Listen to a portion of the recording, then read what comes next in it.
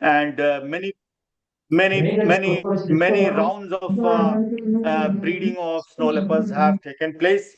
But so far as the linking the ex-situ efforts to in situ has not been taken in the country so far, and I hope that we can think in that direction and can promote further similar activities in other zoos of the country. In nutshell, we can say that India has witnessed a very successful breeding of snow leopards in Darjeeling Zoo. Yeah.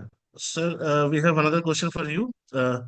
So, given that this year marks the first ever United Nations proclaimed International Snow Leopard Day, how can India and the wider Himalayan region leverage this global recognition to enhance awareness, mobilize resources, and integrate snow leopard conservation into broader agenda of water security, climate resilience, and sustainable mountain development?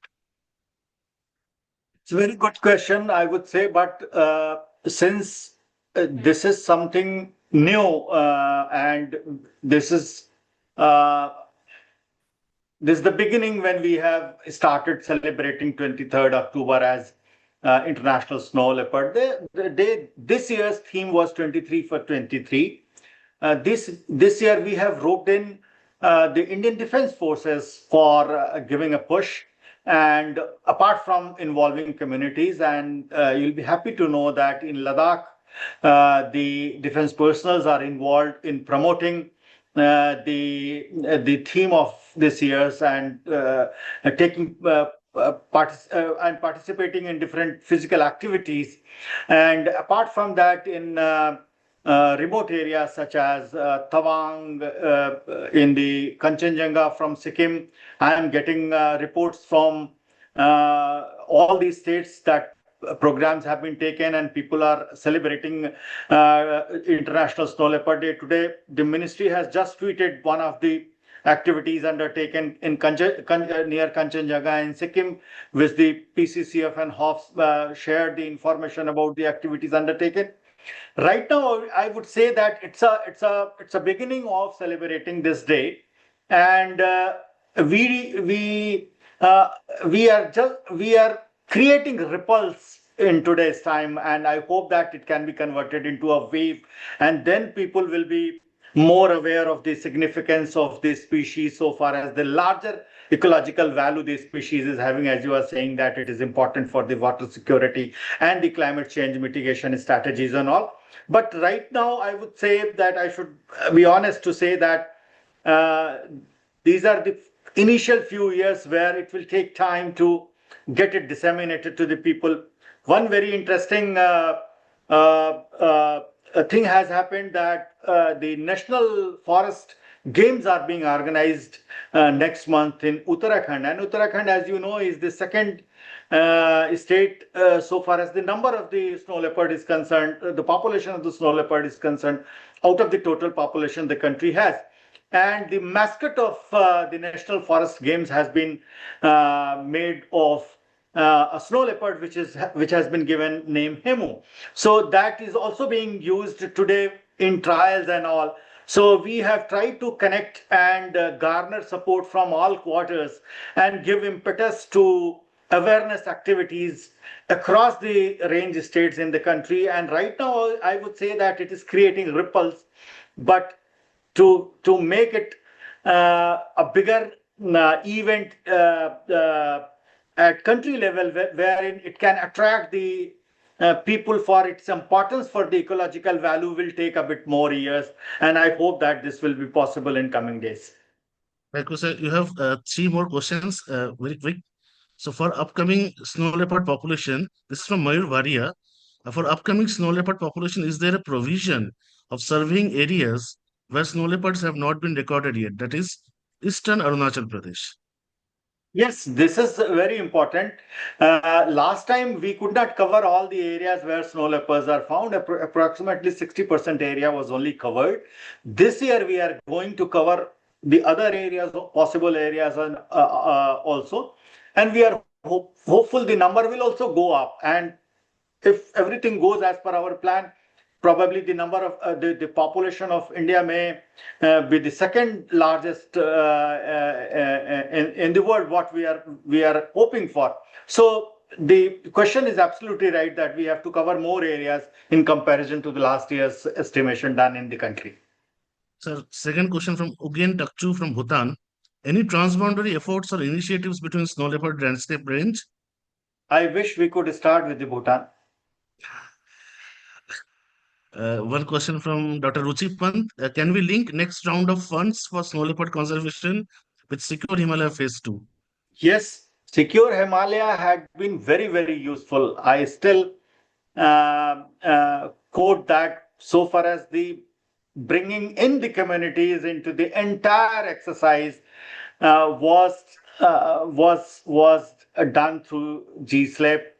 The corals which we distributed the people to avoid snow leopard human conflict, the identifying the heritage areas which are important both on for ecosystem values and also for snow leopard conservation was also an outcome of GSLEP, and I would say that it was very well complementing to the entire snow leopard project, and I wish that it should taken further ahead to give strength to this conservation initiative. Yes, we should look for.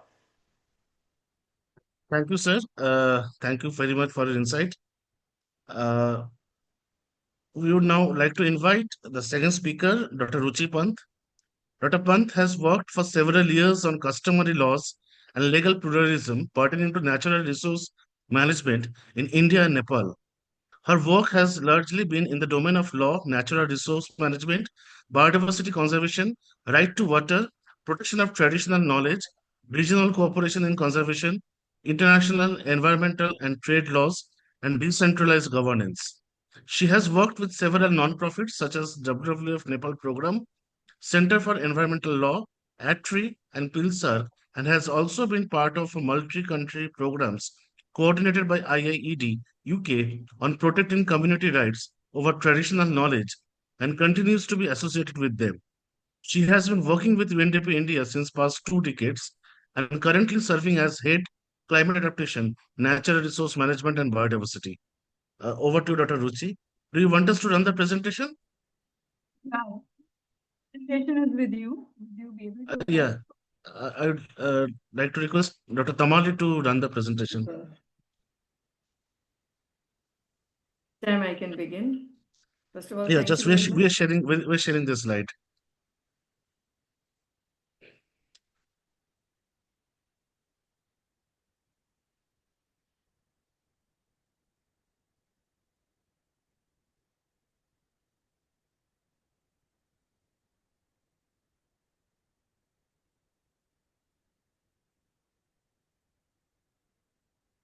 Okay, can I begin?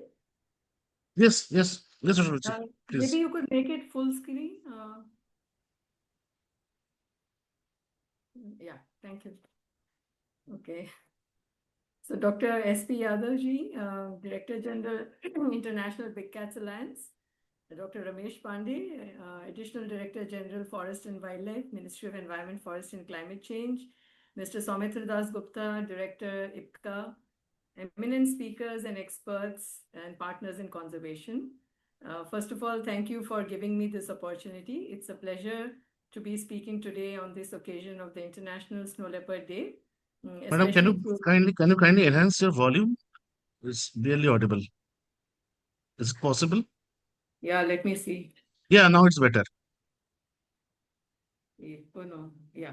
Is it okay? Yeah, it's better. Okay. So I was just saying thank you for giving me this opportunity and to speak today at this occasion of the Snow Leopard Day, International Snow Leopard Day. And just now, Dr. Ramesh Pandey has acknowledged the work that was done a few years ago. And also just would like to say that my interest in snow leopards actually got arisen when I visited the Darjeeling Zoo about 3 decades ago. and the first sight of snow leopard, because otherwise snow leopard is such an elusive species and you can hardly see. In all the 7 years of the project, we didn't see even a single snow leopard in the wilderness. Yes, in the captive, yes, they were the rescue center. But so yeah, my love for this animal has really helped me develop this program and then talk about it now today. But before that, I just wanted to talk a little bit about UNDP and UNDP's role. Can we go to the next slide, please?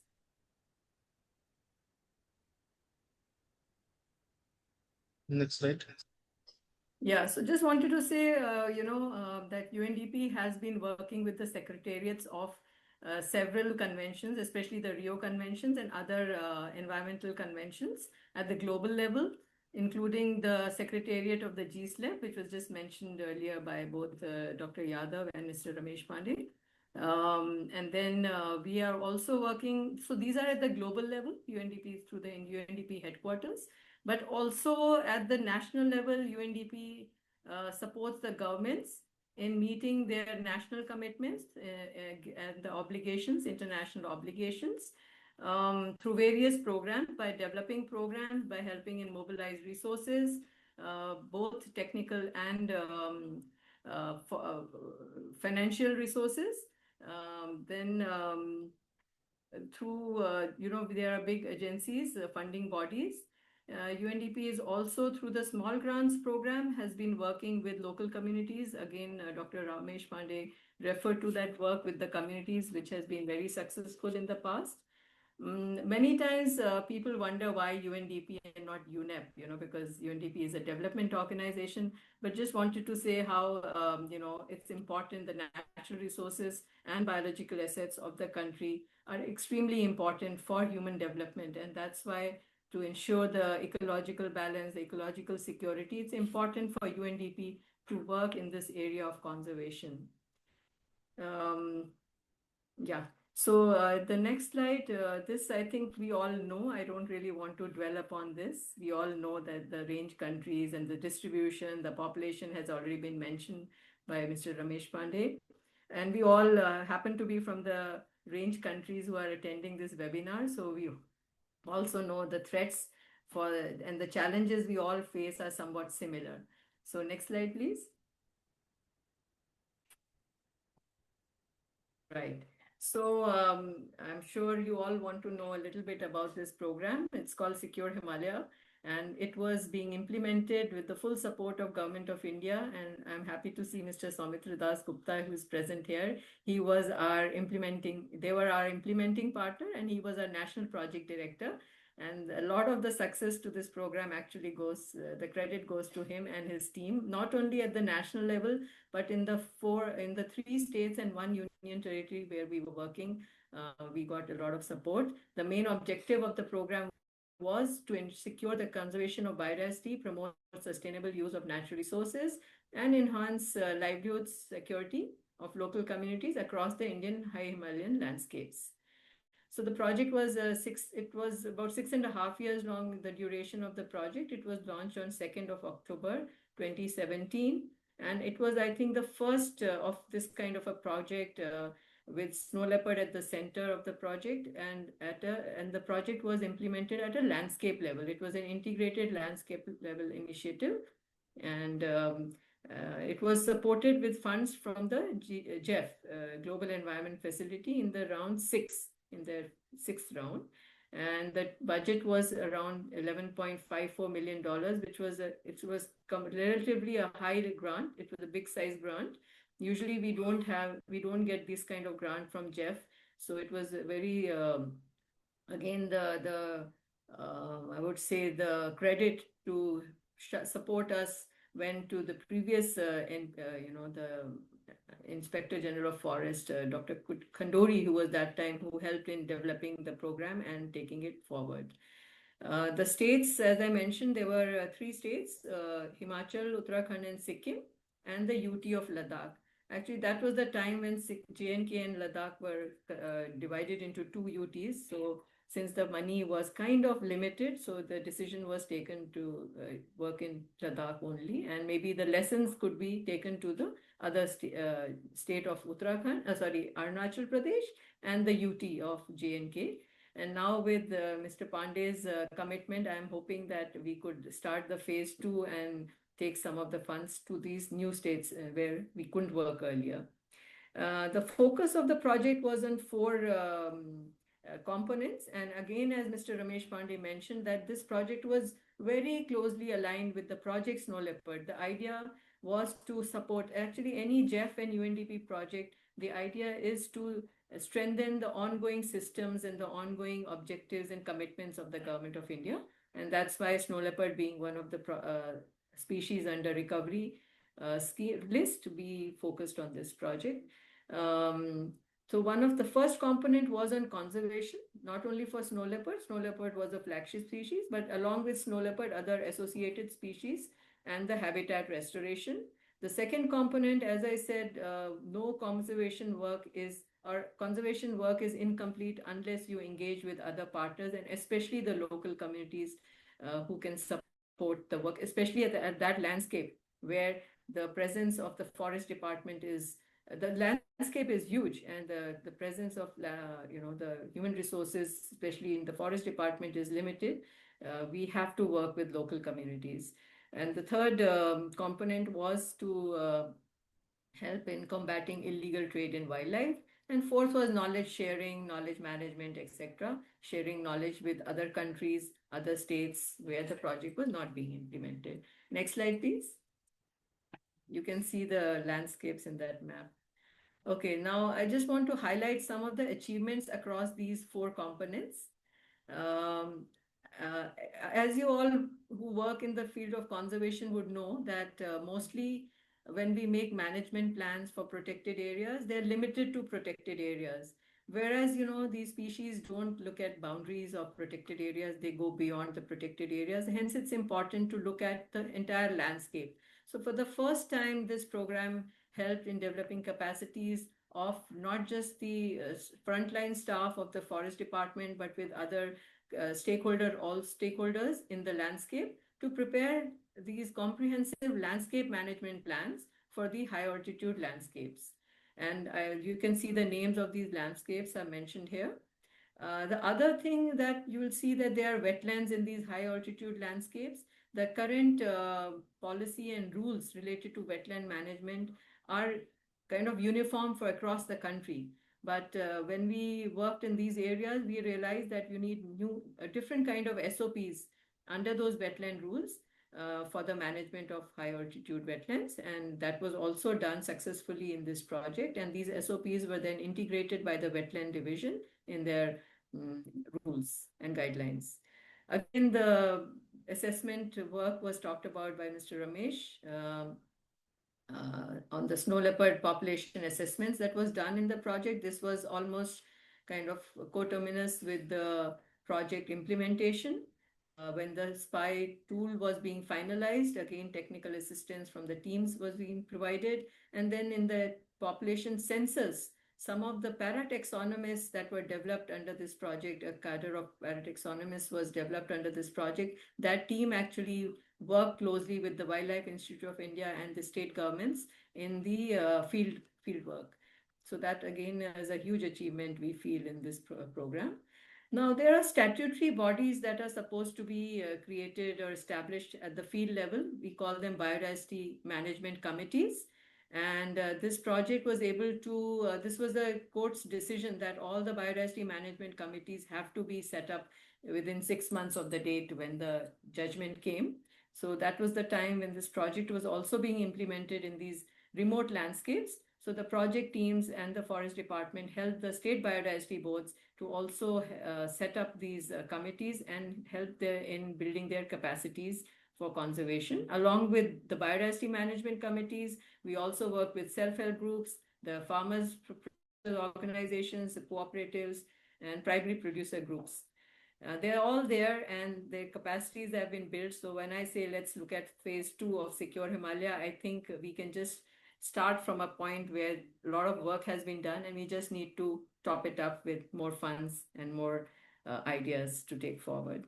Mapping, again, if you know that these landscapes, high altitude landscapes, are not just known for its very special fauna, but also the flora of this area. Endangered medicinal plants, endemic medicinal plants are found here, but a lot of inventorization was to be done. So along with the FRLHT and the state governments, we were able to help map and inventorize these medicinal plants.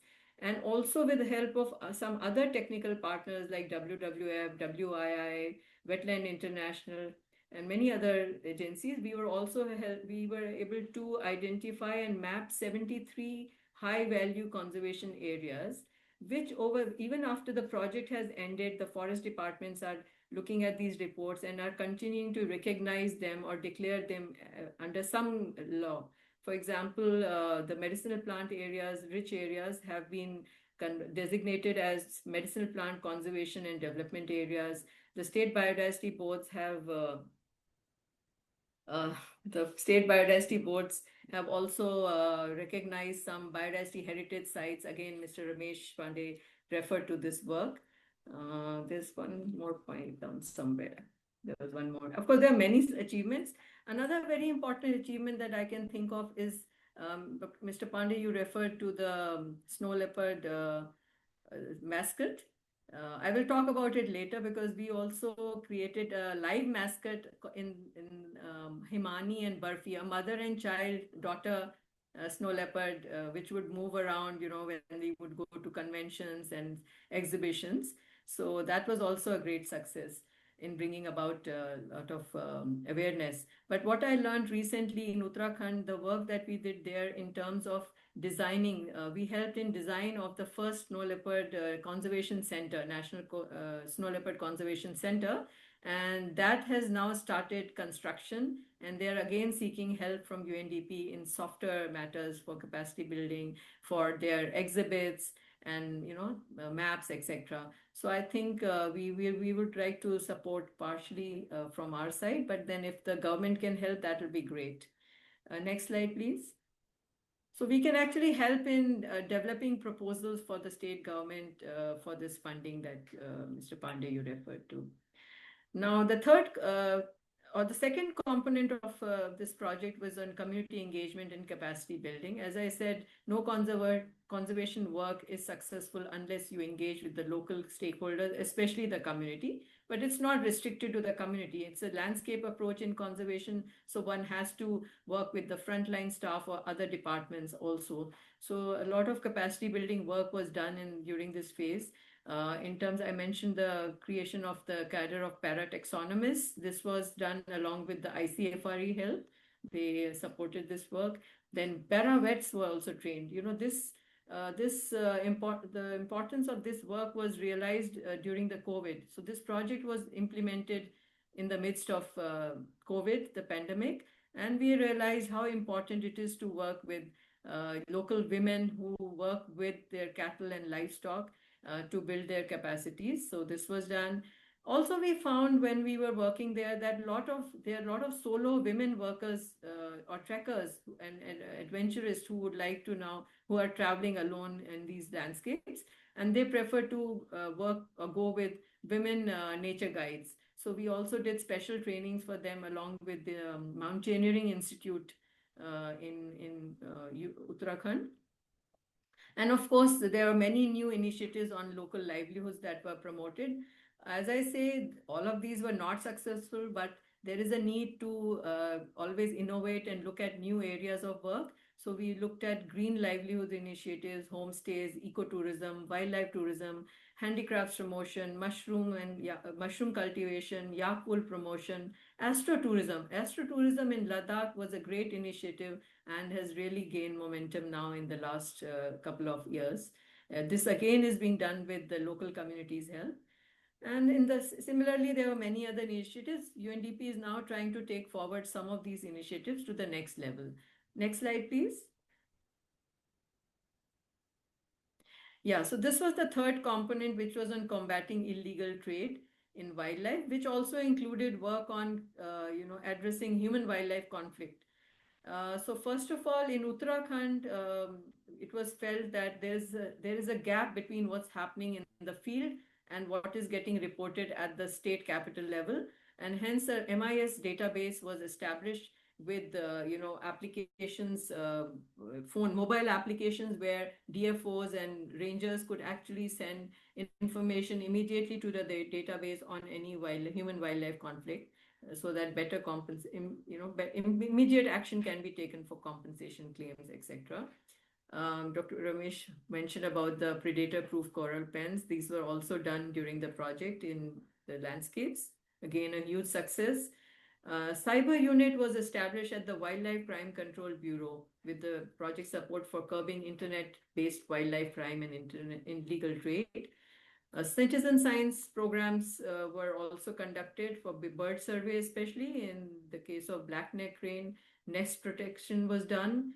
As you all would know, feral dogs are a big rage in all these landscapes. So the idea was to help, to work with the armed forces to first of all set up these biodigesters so that there could be some reduced action from feral dogs or threats from feral dogs. Other technology-based systems were also used to, like early warning systems, etc., and fox lights. And then another important thing, as I said, was to engage with youth in community. About 200 youth were engaged in anti-poaching and wildlife crime monitoring, and they were given the status of Himal Rakshaks, which is like they were taking care of the Himalayan landscapes or the biodiversity of the landscapes. There were Van Mitras, like forest friends of the forest in Himachal, and what they call wildlife thopas in Ladakh. So there were local youth engagement was increased during this time, and we are hoping that this can be taken forward in the coming years through the new phase of funding that will come. Next slide, please. And then we were working on knowledge management, as I mentioned. So we had developed a website, a dedicated website for snow leopard conservation, which is yet to be actually really launched. So I'm hoping that International Big Cats Alliance in their next big event, they could also consider adding this to their website and then launch it. This program was part of a global wildlife program, which is being implemented in 40 countries. So a lot of lessons even today are being shared with these countries through webinars. Every month, I think we have 2 webinars where we share experiences on different aspects. There's so much to talk about and there's limited time, so I don't want to talk about everything, but there are these webinars happening. UNDP, through this program, the Secure Himalaya program, also supported IBCA in its initial months in setting up the technical cell and also shared knowledge through webinars like we are doing today. I spoke about the live mascots that we had created under this program, Himani and Barfi, they were called. I'm happy to know now that it's called Himu or Hemu. This is nice that the Uttarakhand state government has decided to pick it up as a mascot for the games sports program coming up soon. And then, of course, there are a lot of films and posters and animated videos created. But what was again unique was a thing on virtual reality, because, hardly anyone gets to see the snow leopard out there. So the idea was to bring the snow leopard to people in the plains, in the state capitals, and to schools and colleges and museums. So we have now provided these virtual reality sets to some of the museums, the natural history museums, so that they can, and also there was one more in Punjab, so that they can show these things to their visitors, because otherwise people don't get to know much about snow leopards. People get to know about tigers, but not about snow leopards. So that's about it. I think there's one more slide. This is the way forward. Yeah, Tamali, can we get to the next slide? Yeah. So just to say that, a lot of work was done in this program. And I think there's always more that can be done. So it was just like we say, the tip of the iceberg or the tip of the Himalaya that we were able to cover. We need to push while the iron is still hot. Let's continue to do some more work. So UNDP, through its other small programs, we are trying to support some of the work that was done in the past to take it to the next level. But it'll be good to have government support to take it forward. And if that's possible, we would like to also work closely with the state governments to, develop some proposals since we have the experience of where we left and where we should move next. Again, I would like to suggest to IBCA officials, we are already supporting IBCA Office Secretariat in developing a program to get funding from the Global Biodiversity Framework Fund, which is nearly final, but it's again a very small funding. The GEF9 cycle is going to begin next year. So if the snow leopard countries can get together, maybe through the GSLEP Secretariat, we could try and develop a regional program and try to access that funding for all the 12 countries. That's all from my side, and yeah, best wishes to all who work in this area. Thank you very much. Thank you, Dr. Ruchi, for sharing a wonderful perspective. We would now like to invite questions for Dr. Ruchi. Meanwhile, we have a question for you. Uh, UNDP has been a strong advocate for linking biodiversity conservation with sustainable development and climate resilience. In the context of the United Nations' first formal recognition of the International Snow Leopard Day, how can conservation of high altitude ecosystems and the snow leopard be positioned within global and national frameworks for climate adaptation, food, and water security? Is the question here? I can't see the question here. No, in the chat because too long. I'll just Can you paste post it it. here? Yeah, I'll post it. I'll post it. Okay.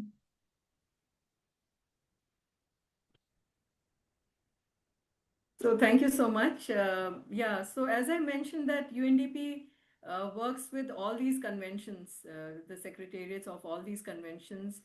Let me just give you an example of the NBSAP, the National Biodiversity Strategy and Action Plan, which was just updated last year in October. It was launched. So that was also at a global, it was at the Conference of Parties of CBD. So there is reference to conservation efforts and action that can be done. So if it basically these things have to be included in national priorities, in international priorities, and then it gets sufficient adequate funding to begin with. And as I said, so it's not just the biodiversity action plan, like you mentioned about adaptation. So recently, the National Adaptation Plan is also being finalized. So the biodiversity aspect has been integrated there. It's not just by a specific species name, but it's biodiversity in general. So the idea is how do we bring biodiversity and climate action plans together, and not just these. I think all action plans should have some synergy because funding is limited. If we have to make the best use of funding, we have to try and bring these under synergistic action under various conventions. Thank you. And we have a last question for you from Somdeep Ganguly. How can we effectively address the growing conflict with feral dogs, as local stakeholders across multiple landscapes have reported increasing instances of feral dog packs scavenging and stealing prey from snow leopard kills? Yeah. So as I mentioned, this is a big threat. And I see Mr. Das Gupta is also there. He knows the efforts through his office, good office, that were made to reach out to the armed forces, not only in Ladakh, but Sikkim, Uttarakhand. Effort is being made, but I think this needs to continue because feral dogs are a huge threat, not just to the snow leopards, to many other species. We know that, I think it was not ibex, but the Palas cat, or they were also, I remember, which one was it? We have seen cases of other animals, other fauna also being attacked by the feral dogs. So it's a huge threat, and I think we need to largely work with the armed forces here because these feral dogs are largely in those areas where these we see the establishments of the armed forces. Yeah, thank you, madam. Thank you. Thank you very much. Thank you so much. Yeah, we would now like to invite Ms. Nozanin Rasulova as the next speaker for the webinar. Ms. Nozanin is the head of the Department for Sectoral and Intersectoral Cooperation for the implementation of the Convention on Biodiversity and Biosafety and its protocols. She is the NSLEP national focal point NBCF Accelerator Partnership, National Focal in Tajikistan. She holds over 14 years of experience in national and regional initiatives to conserve key biodiversity areas and indicator species, research rare and endemic flora, develop mechanisms for accessing and benefiting from the use of genetic resources, develop a national biosafety system, and more. Her work portfolio includes expert work on a regional project on the conservation and sustainable use of Pamir Alai and Tien Shan ecosystems for snow leopard protection and sustainable livelihoods, as well as coordination of the Global Biodiversity Framework Early Action Support Project in Tajikistan, funded by the GF. Over to you, Ms. Nozani. And I would like to request Dr. Tamali to run the presentation for her. Thank you so much. Thank you so much for. I'm sorry, first of all, I'm really forced to connect through my colleagues, that's why you see another name. I'm very sorry. So thank you for this opportunity to have a speech today. I'll try to be maximum briefly and try just to show you the general picture of snow leopard conservation in my country. In case you will have some specific question, I will try to answer. First slide, please. First slide. So when we're talking about snow leopard for our country, this is not a snow leopard is not like just an indicator of healthy high altitude ecosystem, but I think it's more. It's like a symbol that help to unite different stakeholders and different actors for the total efforts of biodiversity conservation. Why slide is not moving? So Yeah, next can I slide. do? Okay. Yeah. Thank you so much. Here you can see so the picture of landscape of snow leopards in my country. So the next slide, please. Approximate area of snow leopard in our country, it's about 85,000 square kilometers. So it covers about 12 big ranges, mountain ranges in Tajikistan. So Tajikistan, let's say in the middle, in the center of the total regional range of snow leopard. It means that we have a very high commitment for taking measures, for taking efforts to conserve this rare species, to conserve its valuable ecosystem and place of living. The next slide, please. So the next slide you can see the list of the main threats which is relevant for our country. I think that it's very similar to the problems of our countries from the regions. I think, but from my personal perspective, in this list we can emphasize climate change as one of the main factor that cause other threats. At the same time, with the growing of population, we need to expand the area for using by people, for industry, for agriculture, for construction roads and other infrastructural constructions. It means that every day the available part for snow leopards for its prey is becoming reducing. So this is also one of the main challenge for protecting snow leopard in Tajikistan. So you can see here a decline in prey population, habitat fragmentation, climate change impact, and human-wildlife conflicts. So the same situation with other countries. Because of agriculture, one of the main economic sector for Tajikistan, we very often meet in a rural area, we meet some types of conflicts between local communities and snow leopards and other wild prairies. Next slide, please, ma'am. Next slide, please. Here you can see, I want to show you one of the main national documents, strategical documents, that serve like a guidance for the country to develop measures and to develop activities for snow leopard protections. So I think that this document is the results of many years of researchers, of different projects and different activities that help to combine findings, to combine results and achievements, and to understand which dimension is the most appropriate and the most relevant for the country to be implemented. So this program until 2028, but it includes a specific action plan. The next slide, please. You will see the structure of these action plans. So yeah, this one. So here I've emphasized the main targets. It's still monitoring and keeping research. It's measures and activities to combat with poaching, illegal poaching, reducing livestock depredation, to reduce grazing, to regulate sustainable grazing in agriculture sector, to strengthen the capacity of our protected areas.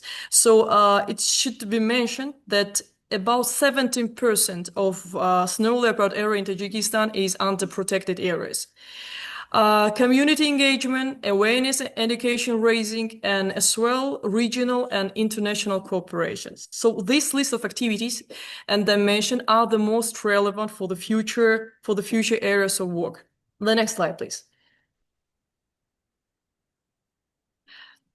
So among different initiatives and projects, I decided to show you one of the main one. It was the regional UNDP GIF project on snow leopard conservation, mainly on its ecosystem conservation.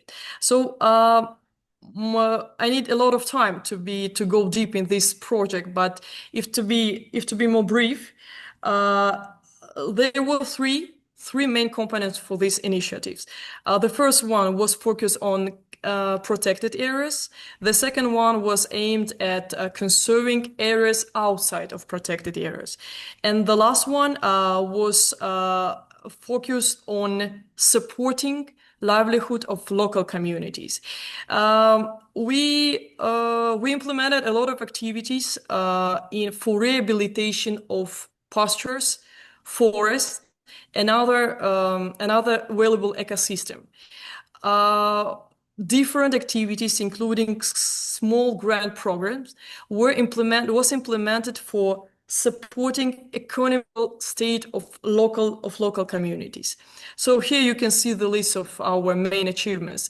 So people's understanding and attitudes regarding the importance of protecting snow leopards were increased. The capacity of protected areas of its staff and personnel were also strengthened. More than 10,000 hectares of high mountain pastures in snow leopard habitat have been restored. More than 6,000 hectares of high mountain forest in snow leopard habitat have been also rehabilitated. So 30,000 local residents have been involved and benefited through the small grant projects. Next slide, please, Matt. So here you can see also, besides our practical activities on rehabilitation, we try to under this initiative, try to organize different type of communication and raising awareness events. It includes different festivals.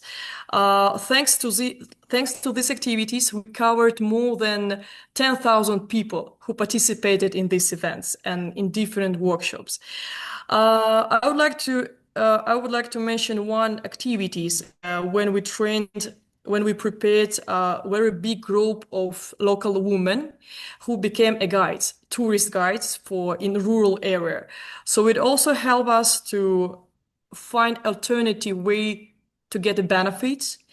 It helped us to raise awareness about wildlife among rural communities. So here you can see the main milestones. So 10 predator-proof corrals was built, more than 20,000 livestock protected, more than 10,000 people engaged in festivals and workshops. And I will repeat, more than 30,000 people received clean energy thanks to small grant program. The next slide, please, Matt. Under this project, so this project also contributed to construction of rehabilitation center. For this center, we selected the east part of the country. So this area are mostly covering by snow leopards. So the density of snow leopard at this part of the country is the most biggest.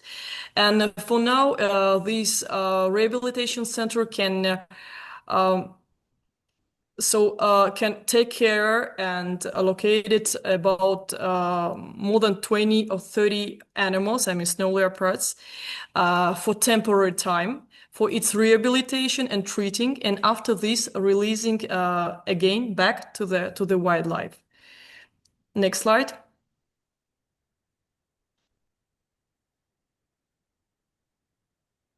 As for research and academic research and scientific research, I mean, so to date, more than 70% of the area were covered by scientific research. So here you can see the main way of carrying out scientific research. So it includes visual and aerial observation using helicopters and drones. We use camera traps, different surveys and interviews with local communities. It also includes field roles and monitoring sites. It was also established under different initiatives. But frankly, till now, we don't have some central database. We don't have enough opportunity to consolidate all national information in order to have some concrete and feasible findings on snow leopards. But because many research were conducted under different projects and initiatives, it means that we have different database with very relevant information. What we're doing now, recently, the chairman of the committee, he sounds that one of the priority for the government is to have a national snow leopard assessment. It means that now we are trying to mobilize all internal and external resources, including financial, institutional, and human resources, in order to have most correct and successful results on the snow leopard. More than 1 month ago, we had technical webinar with the most famous experts, internal and foreign experts on snow leopards, in order to have national guidance to conduct such kind of assessment. And I hope that in coming weeks we will have this document be ready, and we will share it between experts who are involved in this process. And after this, we will start to conduct the national assessment on snow leopards. So it will help us to understand what is the most concrete population of snow leopard in Tajikistan. We will understand which the most relevant threats still now for this valuable area. And after this, we will put updating in our national action plan for future work. Next slide, please. Here you can see the list of cooperation prospects. So previously, thank you for previous speaker for mentioning one of the opportunity. It's the GIF9 for having the regional project. We talked about this a lot during the last regional GSLAP meeting. Tajikistan is also, as I have said, has a focus on snow leopard as one of the main indicator species. But I think that we need to work more attentively on regional project, because we need to understand how many efforts it will take. We need to understand how many nuances it has also, but we're still ready to have a discussion for the regional project under GIF9. So here I emphasize developing a unified methodology for monitoring and smart patrolling in protected areas.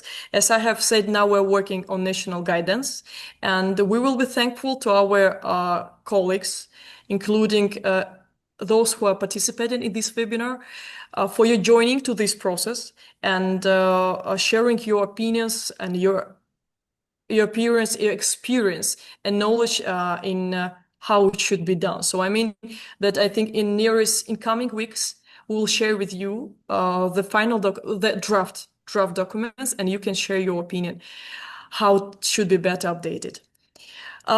Thank you very much for your time, and I'm sorry if I'll skip some any information, but you can ask me. I think it was the last slide. Could you just... Yes, it was the last slide. Thank you very much. Please let me know if you have any question. Thank you, Ms. Nozanin, for a wonderful insight. We would now like to invite questions for Ms. Nozanin. Meanwhile, we have a couple of questions for you. The first is, given that snow leopards roam across vast transboundary landscapes of Central and South Asia, what are some of the key challenges and opportunities Tajikistan has encountered in promoting regional cooperation for snow leopard conservation? Okay, let me very good question, because when we're talking about regional cooperation, we have to understand and keep in mind different political system, different institutional system.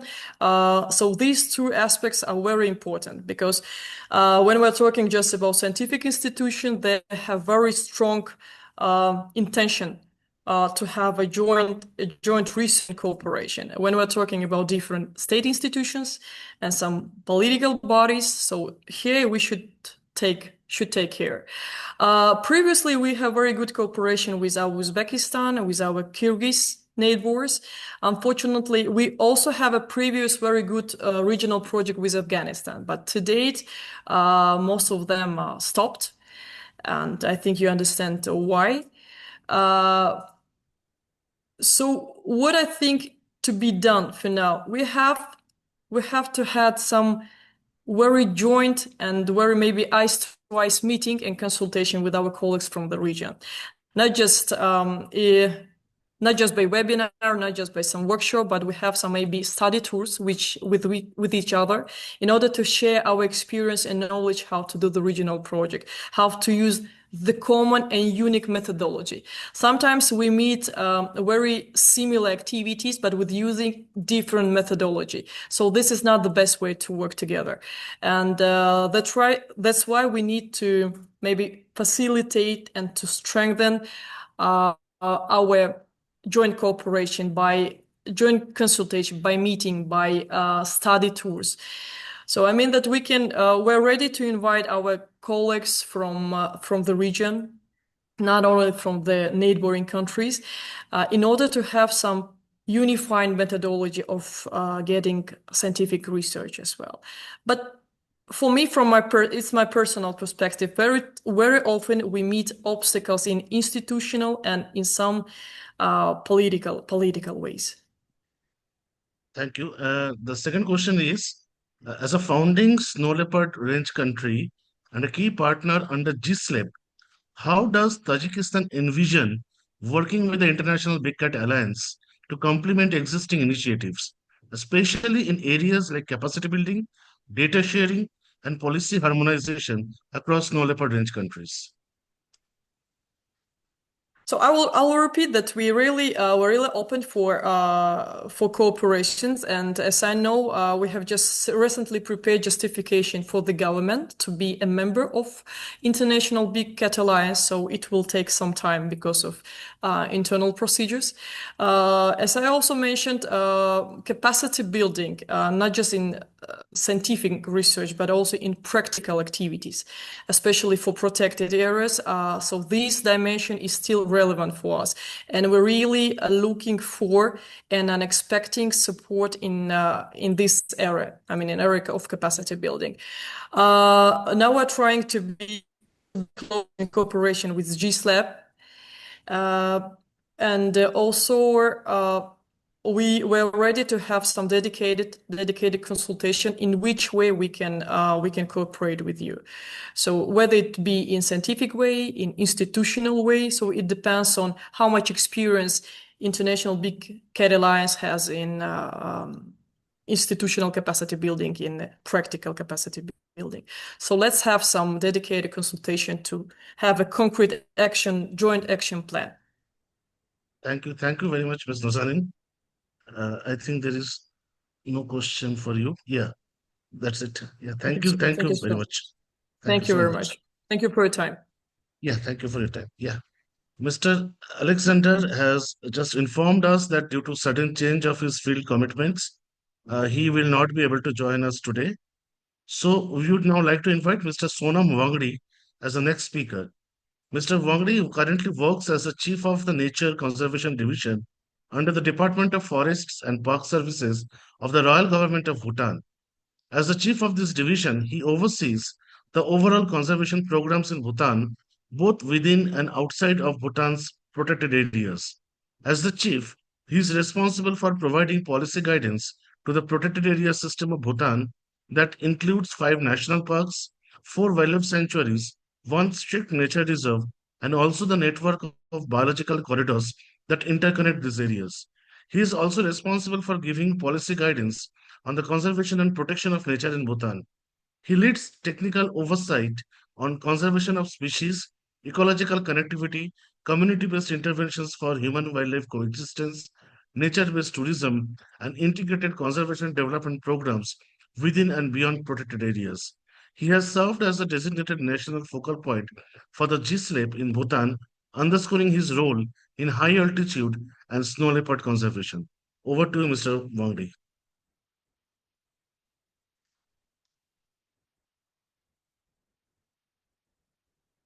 Thank you. Good evening, everyone. Director of the International Big Cat Alliance, and all the participants joining this webinar. Good evening from Bhutan. I'll start my presentation. Okay. Yeah, is it visible? Yeah, it's visible. Okay, thank you. Uh, I'm here to tell a very short story of Bhutan's snow leopards. And thank you for the wonderful introduction.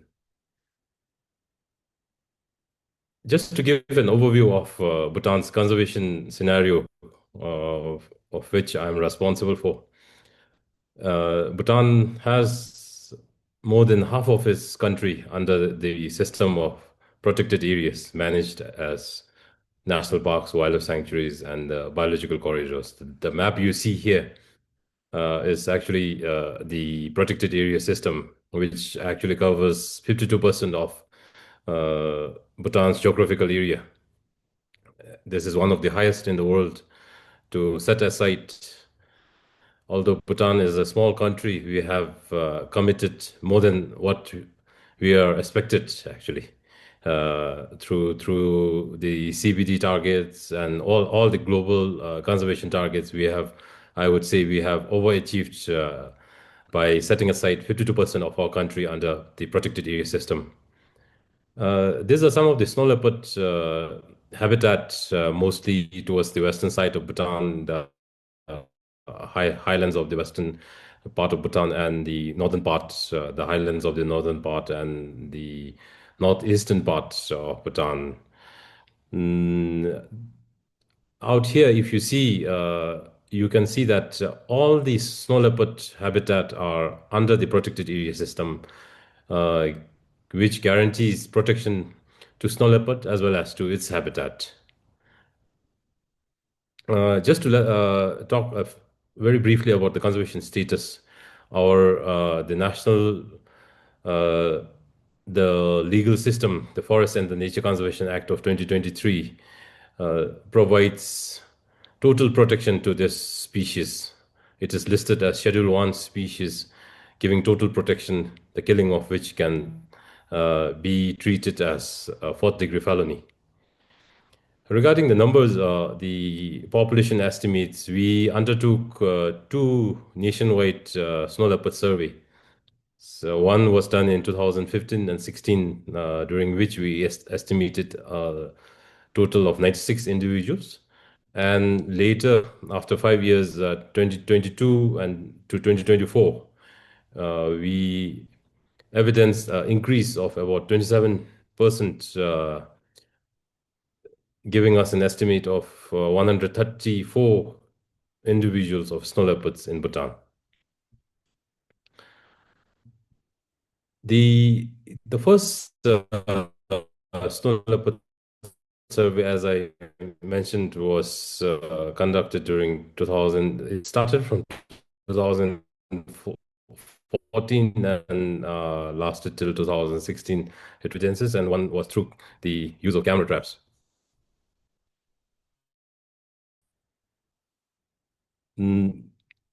Through which we developed the snow leopard conservation action plans.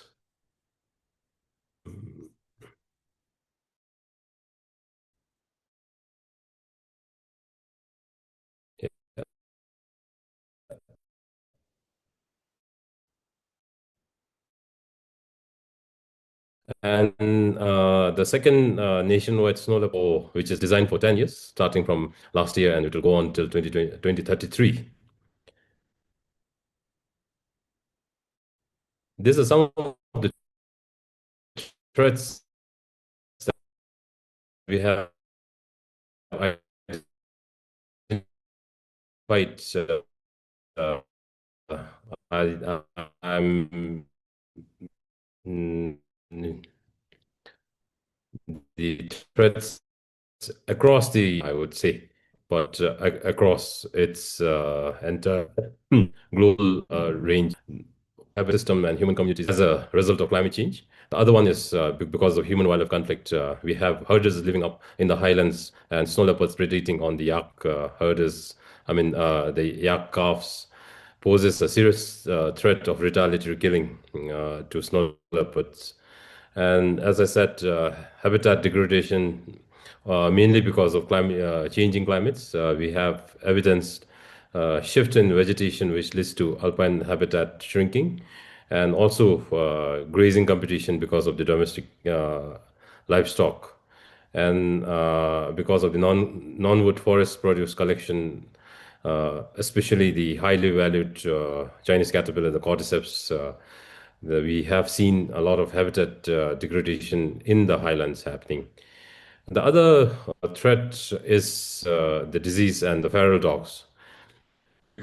We have people living up in the highlands, and also because the highlands are used as the trekking routes, we have dogs following the tourist groups and then not returning back with the group, thereby becoming feral. And this causes a lot of a direct threat as well as indirect threat because of the transmission of diseases.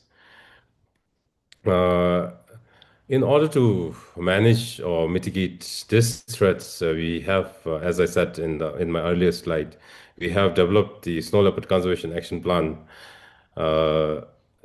and this will be achieved through strategic actions grouped under 4 objectives, 10 strategies, and 53 actions that has been listed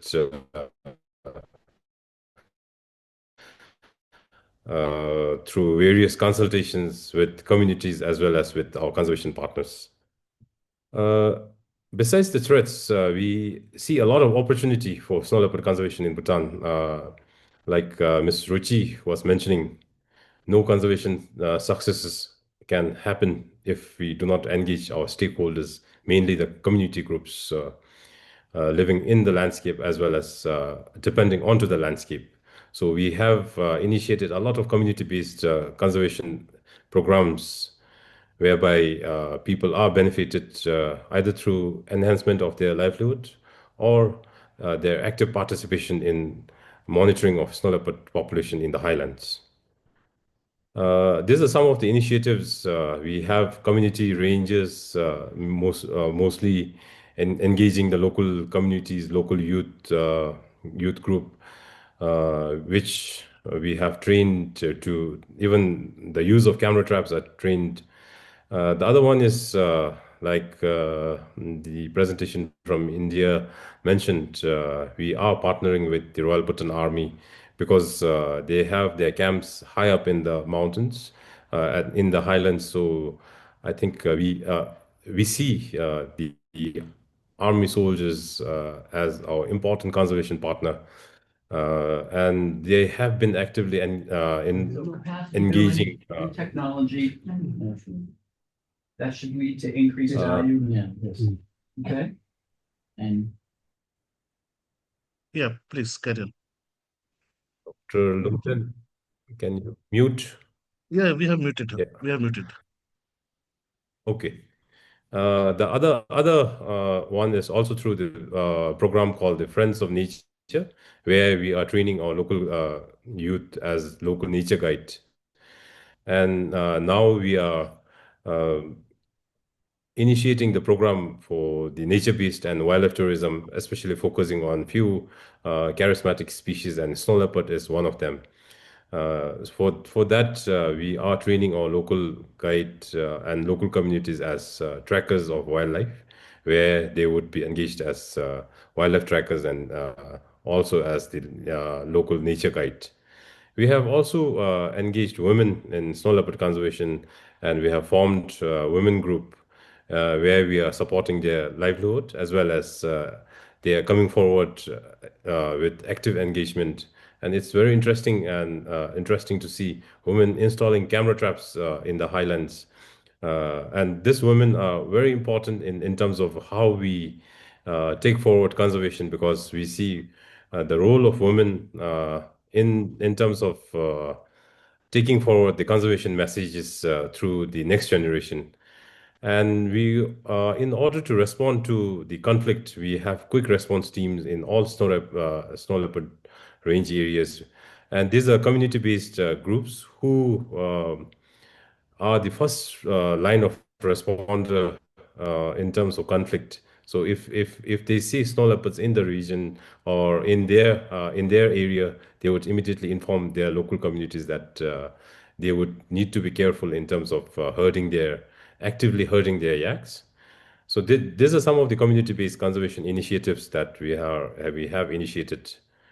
Uh, and to address the issue of diseases, either spread through the domestic livestock or through the feral dogs, we have developed the Bhutan Wildlife Health Strategy, through which we will be undertaking, in the coming months, we will be undertaking a nationwide wildlife disease surveillance just to get a baseline.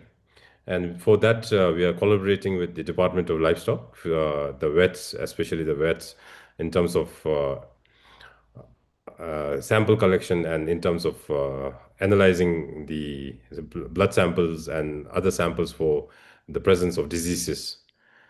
And Bhutan has at the national level, we have the National One Health Strategy, and to implement the strategy, we have the One Health Secretariat, and we are a member to that secretariat. So thereby, under the One Health initiative, we are, even this strategy was supported by one of the projects from this secretariat, and we are actively engaging with other partners as well as stakeholders under the One Health initiative. Just as a fun fact or as an important, this is a first of its kind fact, where we have, during our last survey, where we have recorded 3 big cats at the same location. If you look at this images, the first one, that the image A is of a tiger, image B is of a snow leopard, and image C during the daytime it's of a common leopard. And you can see the same tree. They are passing by. So this is, in fact, a first of its kind that has been reported, I think, to science as well as to Bhutan. And these are some of the opportunities that we see. Like I said, while we are training our youth as wildlife trackers and nature guides, we are developing a program whereby we are initiating development of the highlands as a destination for high-end snow leopard tourism. And we have mapped out few areas where which would be, and this would be, like I said, why I mentioned high-end. We don't want over-tourism happening in the highlands and causing disturbance to the snow leopard. But this would be a high-end, meaning very limited numbers, which would be determined by the carrying capacity of that particular habitat. And the other one, we continue the efforts to manage the conflict and also support livelihood programs, the alternative livelihood programs through the snow leopard conservation initiatives. And one interesting, very successful case we have is the use of electric fences as coral fence that has proved to be very successful in terms of protecting yak calves. And why the use of electric fence? Because we keep the electric fence mobile, and it is very easy to roll the fence wires, which is a poly wire, wire strip that runs along with a plastic rope or a poly rope. So it can be rolled up very easily and then shifted as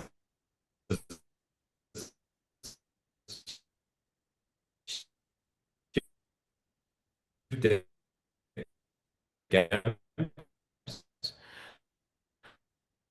the main issue with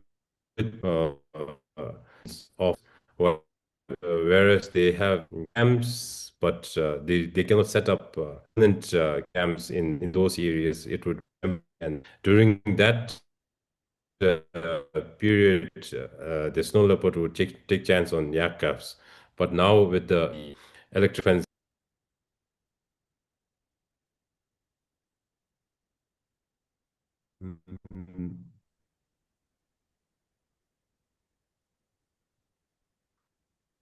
Yeah,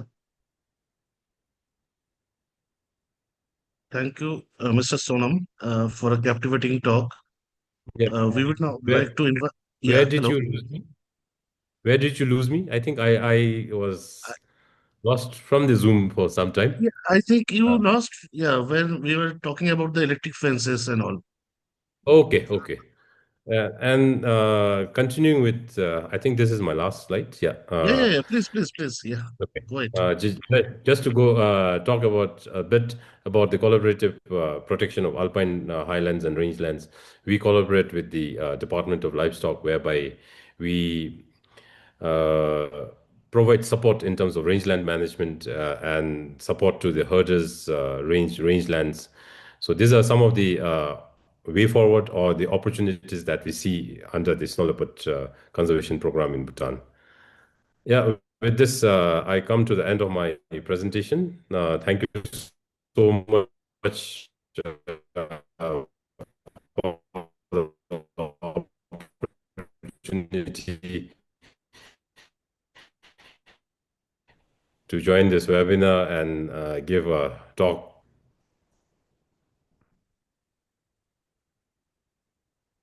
Thank you, Mr. Sonam. Can you hear us? Mr. Sonam, can you hear me?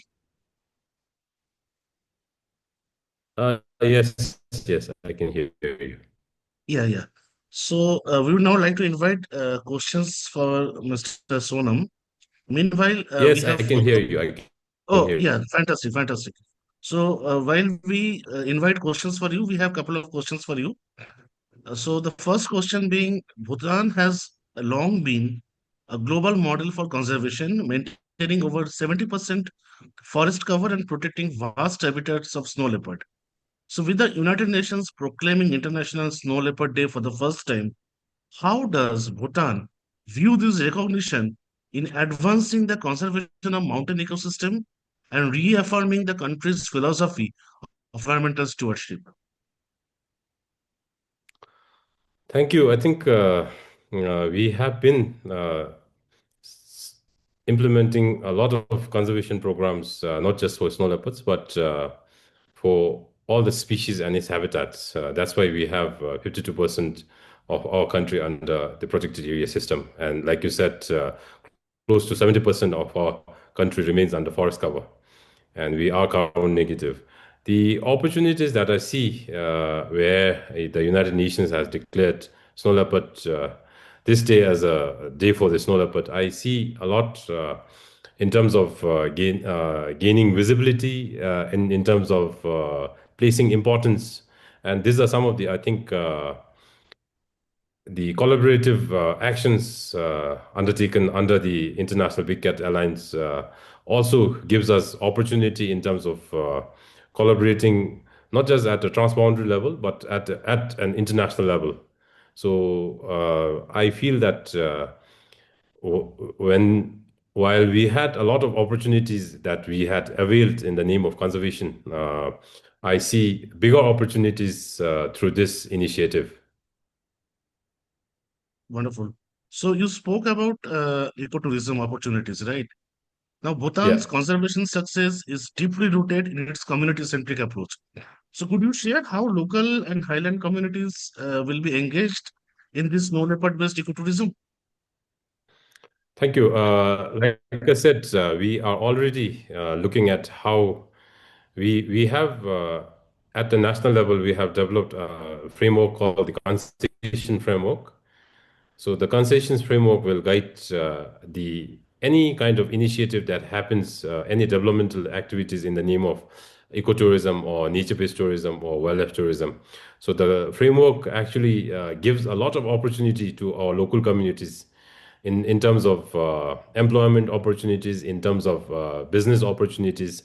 So the when we come, let's say in the snow leopard area, we want to develop a lodge to facilitate accommodation for the visitors. The first offer is given to the communities through the concessions framework, and also to the local business operators. So, and it also gives the communities to partner with business operators, successful business operators. And the other opportunity that I see is through the engagement of local youth as wildlife trackers, engagement of local communities as wildlife trackers. In fact, just a few weeks back, we had a group of Indians, young Indians, who were here to make a documentary film on snow leopards, and they have been successful in terms of sighting a snow leopard, which I was pretty doubtful in the beginning, but they have been successful, and the credit goes to one of the local communities, the herding community. The herder was the one who guided them to the right spot at the right time. So this is an opportunity that I see where we can engage the local communities uh, to use them as guides, is to use them as wildlife trackers. Yeah, Wonderful, thank wonderful, you. wonderful. So I have the last question. We have the last question for you. So as Bhutan continues to implement the GSLEP agenda, how can the IBCA support and complement these efforts, especially in fostering regional cooperation, capacity building, and knowledge sharing across the snow leopard range countries? Thank you. I think while we are party to GSLAP, we have our NSLAP programs that guides us in terms of what happens in the snow leopard conservation efforts. Through IBCA or the IBCA, I see a lot of opportunities in terms of partnering with other countries, other member countries in knowledge sharing in terms of mobilizing funds for the species as well as for the communities. So I see, and Bhutan is already a member to the IBCA. So I see a lot of opportunities, and I look forward towards that opportunity. And I'm sure IBCA will live up to our expectation. Thank you. Thank you very much for your time, Mr. Sonam.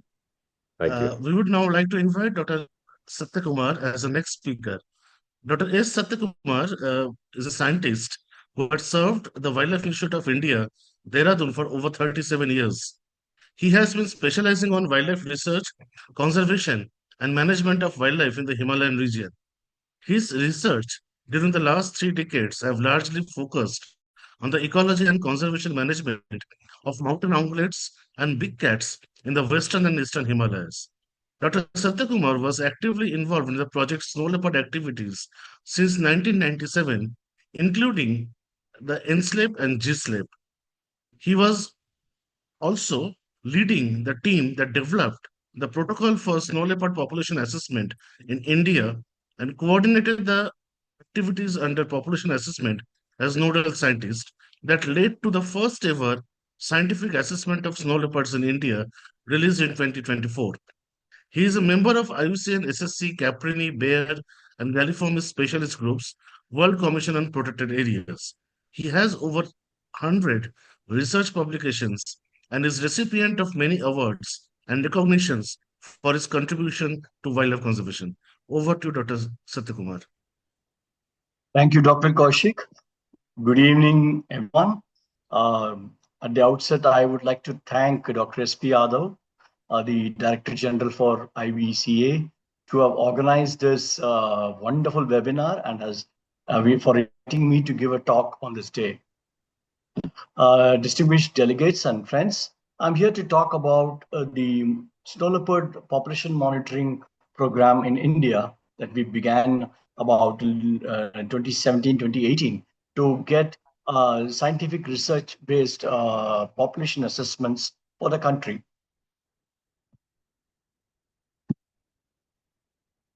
So in India, snow leopards are found in the trans-Himalayan regions or the cold deserts north of the main Himalaya, and also in some parts of the main Himalaya along the southern side up to 3,000 meters in elevation. So the vegetation, environmental factors, and the snowfall levels vary across these landscapes, and that was challenging for population estimation of the species. In the years to run up to 2016, some of us, we tried to work out the snow leopard occupancy and density estimates based on characterizing the habitat based on whatever knowledge we had then, based on research in some study areas, as well as questionnaire surveys and talking to people about their knowledge on the study area or expert knowledge. So we categorize habitats as good and poor, and based on limited studies in some small study areas, we obtained density estimates that we could use to extrapolate for this different states in India, and we came up with a figure of about 500 snow leopards. And this was published in the book Snow Leopards, both in 2016 and with the revised version that happened in 2024. In the second assessment, we could go back to our old data set and then look at information as to where all we have new information and whether the status of information has increased or whether the status has improved in some of the localities. So that we could, you can see it in this from the figure that some of the areas that were brown have become blue, where we have latest information, and some of the areas that were light green have become dark green, indicating the status of knowledge that we had on snow leopard and prey species in these two time intervals. This was also published as the book chapter in the revised version of the book. But efforts were on since 2017-18 to get the population assessment of snow leopards made in a scientific manner. At the same time, globally also efforts were being made, which led to the population assessment of world snow leopards, also known as SPAWS, that's being adopted in all the 12 range countries. SPY is the Indian version of PASS, which is the same approach in trying to deal with the problem. In 2019, on this very same day, the Ministry of Environment, Forest and Climate Change, under the leadership of then ADG and Wildlife, currently Director of Program, Shri Soumitra Das Gupta ji, we could get the protocol for SPY developed and released on that day. And we started the first ever scientific assessment of snow leopards in India. But this also coincided with the global pandemic. Despite all the efforts we made, we still managed to go ahead with the work with the cooperation of the 6 range states, forest departments and wildlife departments, that is Jammu and Kashmir, Ladakh, Himachal Pradesh, Uttarakhand, Sikkim and Arunachal Pradesh. While the Wildlife Institute was the national coordinating agency, we had 2 national conservation partners.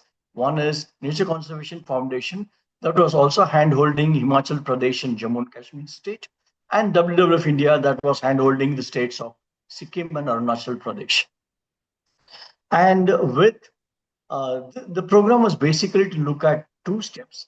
one involving the occupancy in step 1 and then the population estimation in step 2. So we had a series of, we divided the study area, the entire snow leopard range as 15 by 15 kilometer, 15 kilometer by 15 kilometer grids, and then started looking at occupancy surveys based on interviews, primary surveys, and literature surveys on snow leopard occupancy, and also about threats and prey. Map and a threat map, which we did later used for stratification and intensive camera trapping that led to the numbers that we generated based on the spatially explicit capture-recapture analysis. So for this process, we had to train all our frontline staff, local community members, as well as researchers and students and volunteers who participated in these exercises, both in step 1 as well as step 2. And in step 2, we selected areas of at least 500 square kilometers area within these categorized areas, and then did intensive camera trapping and also estimated prey in these areas. So a lot of investment went in capacity building, workshops, equipment procurement, field surveys, and data analysis. Despite the pandemic, it only delayed the process, but we eventually got it completed. And the report was released in early last 2024. So I can just give you a gist of it. Over 13,400 kilometers of trails were surveyed in snow leopard landscape. Camera traps deployed in about 1,971 locations, leading to a total of 180,000 trap nights. About 43,000 square kilometers of effective snow leopard area was sampled. We obtained 20 lakh images of associated wildlife species along with snow leopard, including their prey. And also we could estimate the snow leopard occupancy in about 90,000 square kilometers and their presence in about 100,000 square kilometers. We obtained 241 unique snow leopard pictures, and we estimated the population to be about 718 animals, with Ladakh having about 477, followed by Uttarakhand at 124. Then Himachal with 51, which again has improved because of the other estimate that they did later. Jammu Kashmir about 9, Sikkim about 21 animals, and Arunachal Pradesh about 36 animals. This exercise had its own challenges, and we had to do it with our 2 conservation partners and 6 range states forest departments. And it took us a lot of effort to overcome these challenges and get it done. And some of the learnings of this exercise and what we should be doing next, I'll talk about at the end of my talk. While this kind of every 4-year cycle of getting the national estimates for snow leopard, we also think that we should be monitoring some study areas intensively. So, for example, in the Spiti landscape of Himachal Pradesh, the Nature Conservation Foundation has been monitoring snow leopard population and their prey for almost last 2 decades. And much of their results have been published.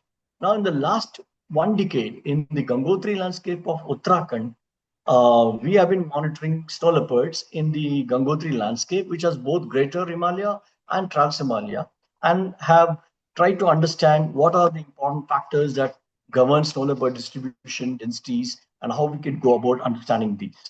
For example, we thought we can understand snow leopard space use and dynamic because it varies with seasons, and also these areas are used by people during summer.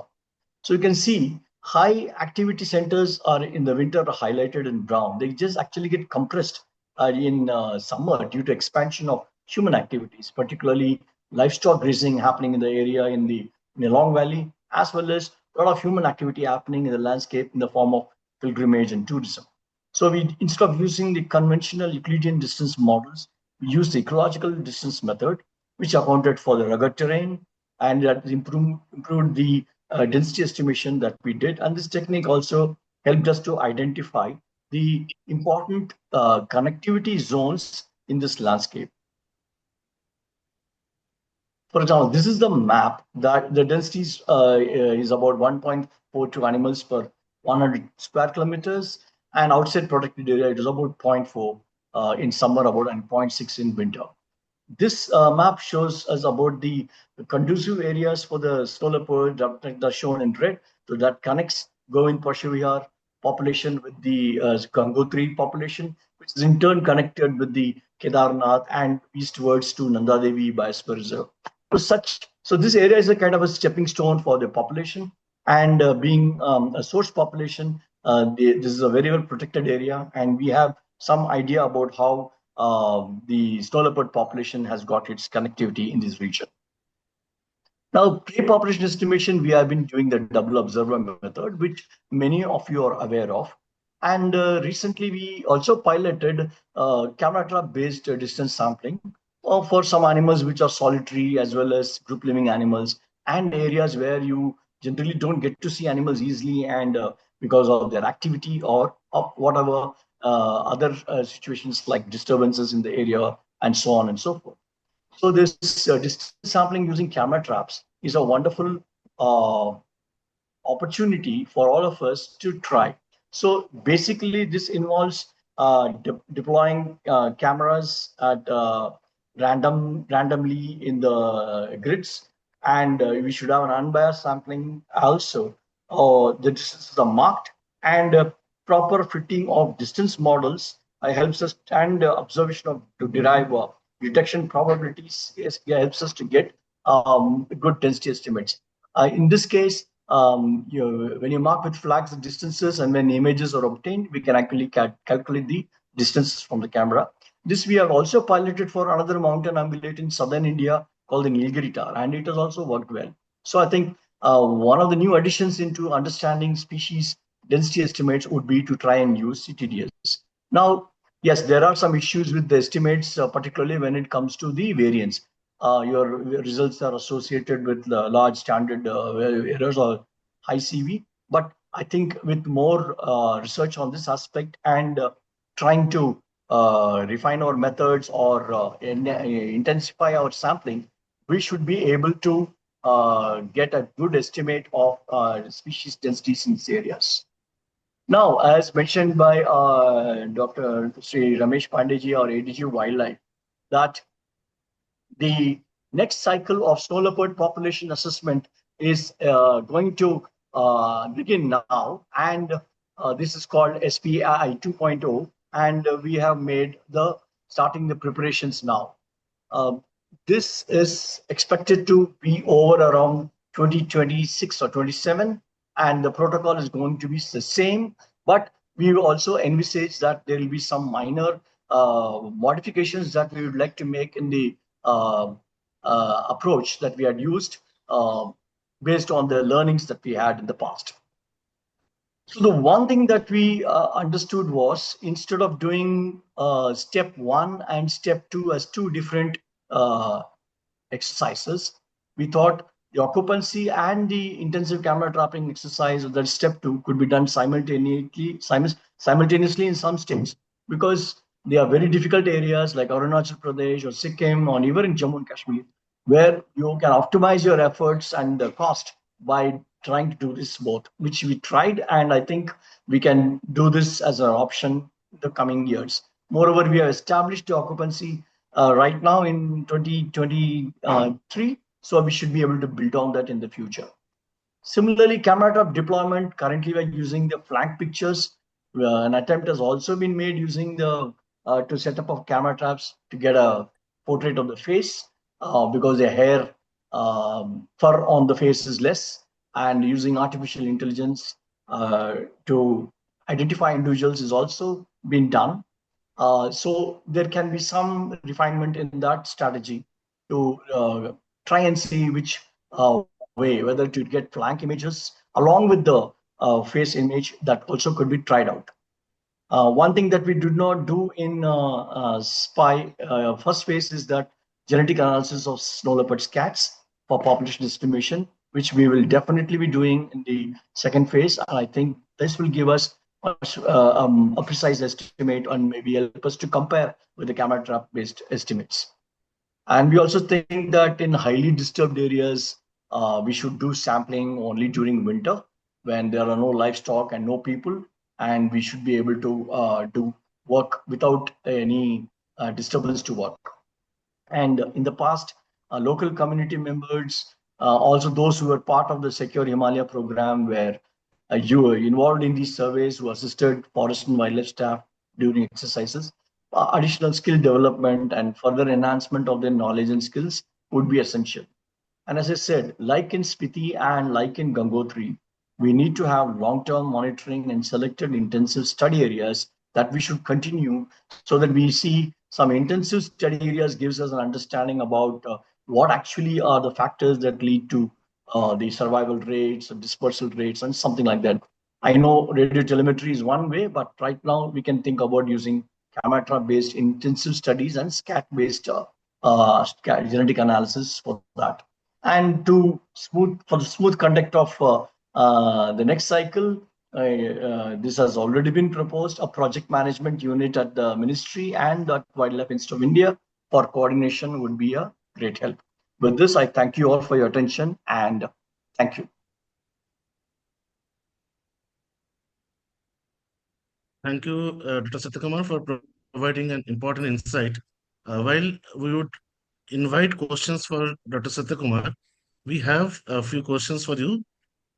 Sir, so climate change is transforming snow leopard landscapes, altering prey distribution, vegetation zones, and human-wildlife interactions. So how can emerging ecological research guide adaptive management strategies to mitigate these impacts and ensure the resilience of snow leopard populations and their habitats? Very good question. Already we have done analysis of the current distribution and have also modeled the future distributions of snow leopard based on the IPCC scenarios. And also not by using just one model. We have used an ensemble model of 5 to 10 models. What could be the future distribution of snow leopards in 2050 or 2100 or the year 2150? And we have identified the future refugia of these snow leopards, which are mostly outside protected areas or maybe close to the borders somewhere else. And those areas have been highlighted, and this information has been shared with the concerned authorities, so that those areas which could be the future stronghold of the species are also taken care of now in the form of protecting those landscapes. Sir, you mentioned about certain challenges for implementing SPY 1. Can you explicitly mention what were those challenges? Yeah, one was trying to work in snow leopard terrain in Arunachal and Sikkim, and even in most parts of the Western Himalaya, are too large and too rugged and too remote. And with very small manpower, trying to get these exercises done was extremely challenging. So we had to mobilize a large team of researchers, and with the support of the Forest Department frontline staff, we could do it. Supposing if I had a very large manpower, then we could have done things simultaneously instead of moving cameras from one intensive study area to the other grid. Those kind of, we opened the cameras only for 45 days in one area and then moved them after 2 months to another area. So this kind of limitations were there.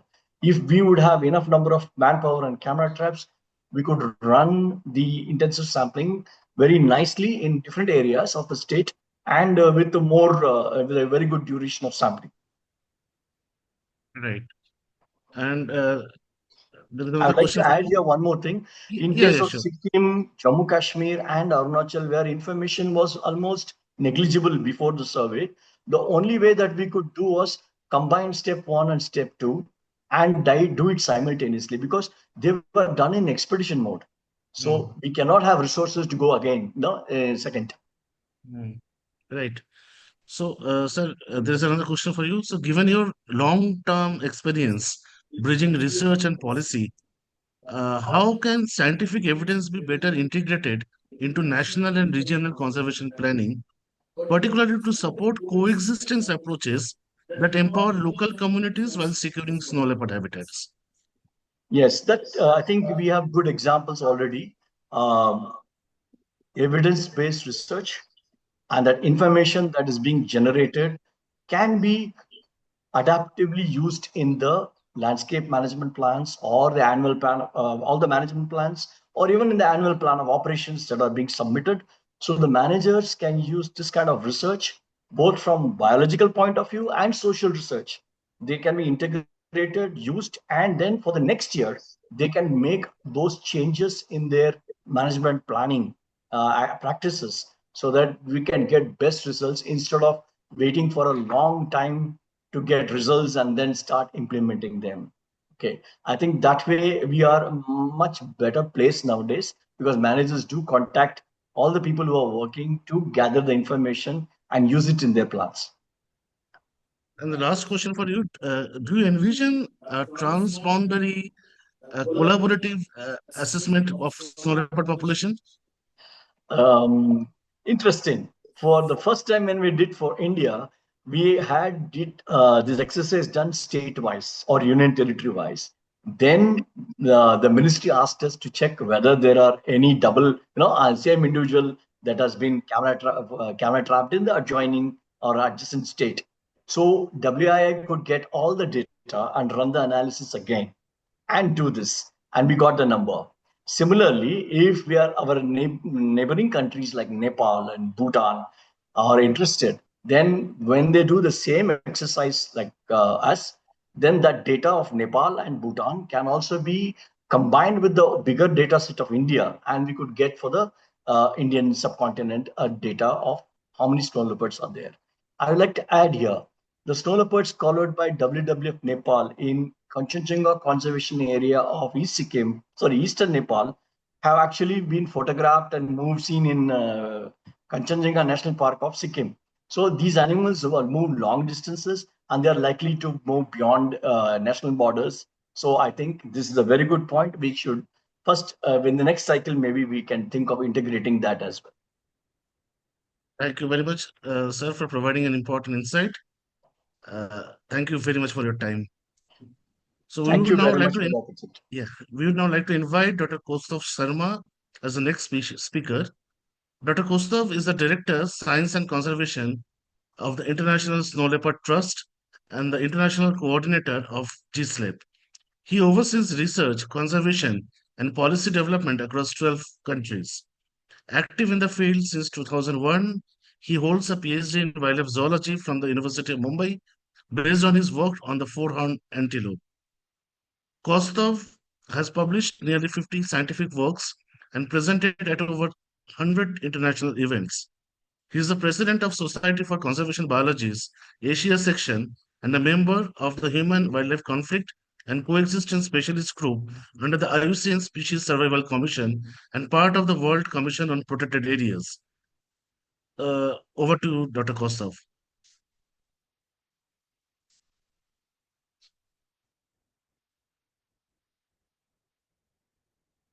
You're not audible. I think you're muted.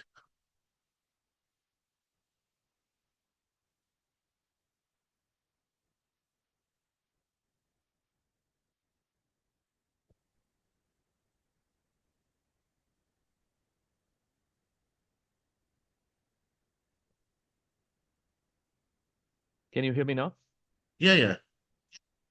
I was just saying that I have to find the source from where you make such beautiful gallantry introductions.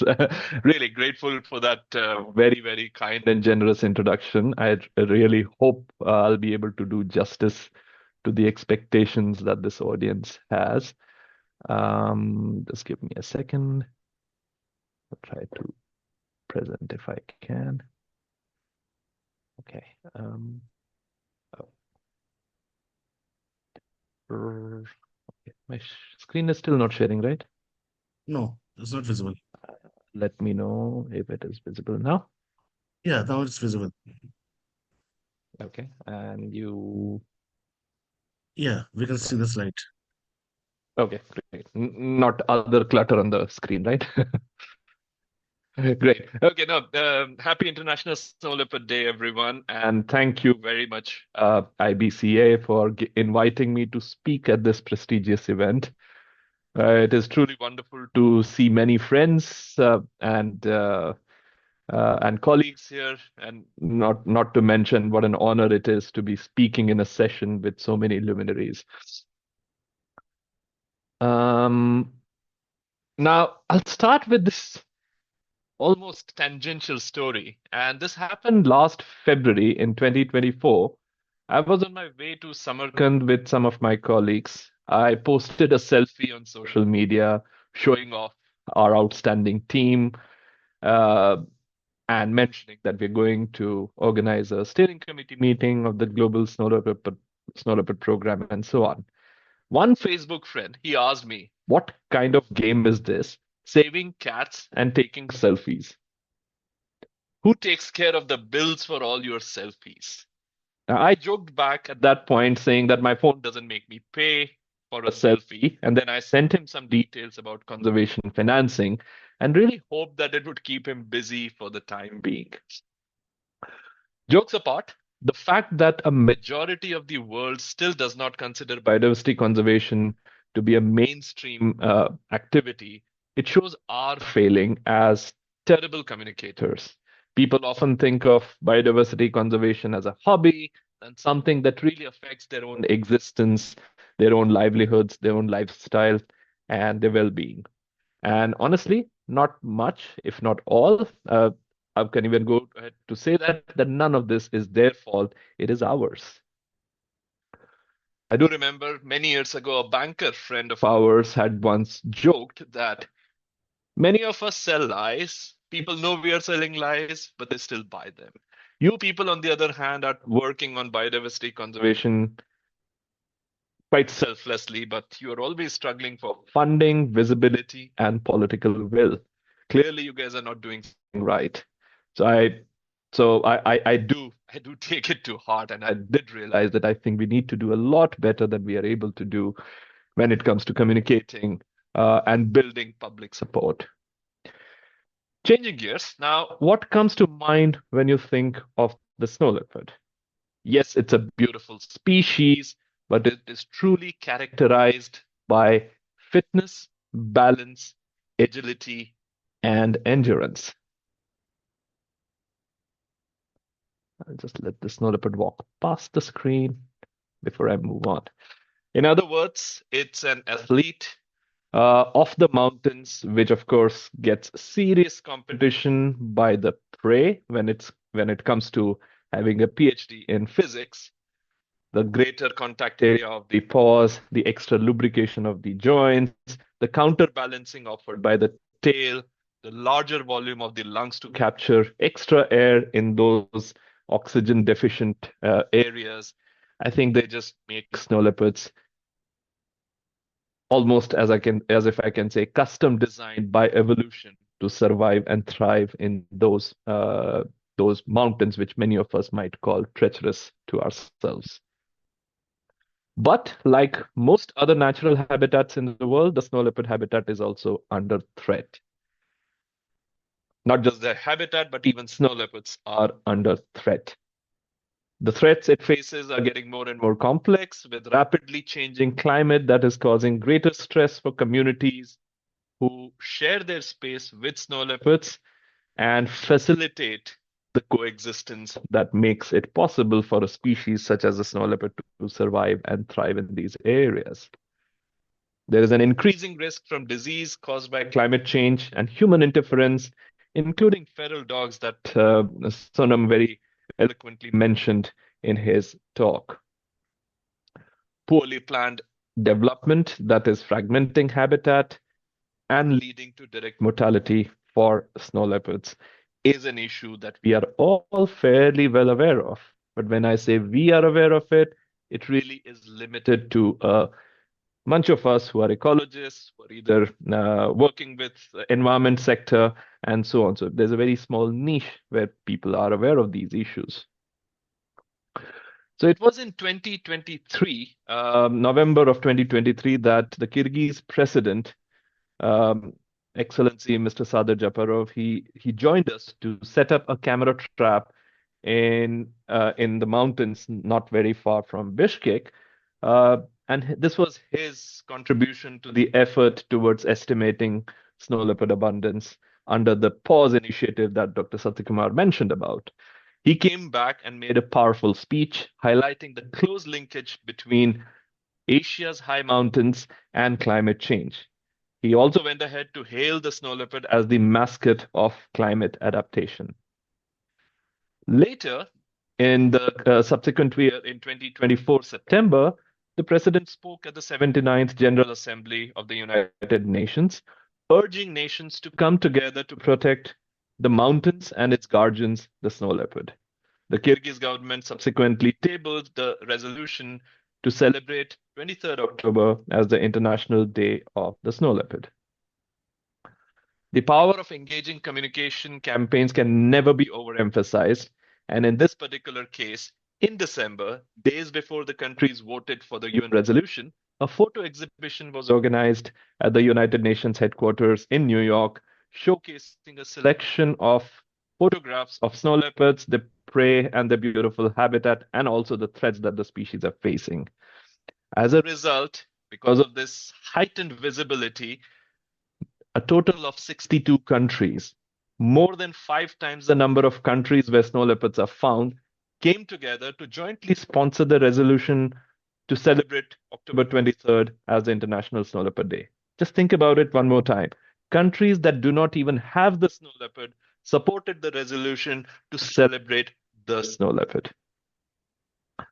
Understanding the urgency of public awareness and building greater support and resilience, the GSLEP steering committee meeting in Kyrgyz that happened a few months ago in June in Kyrgyzstan brought together ministers and their representatives, including representatives from IBCA, who unanimously agreed to celebrate the day as sports for snow leopards. It was basically agreeing or giving an ode to the strength, balance, agility, and endurance that the snow leopard embodies.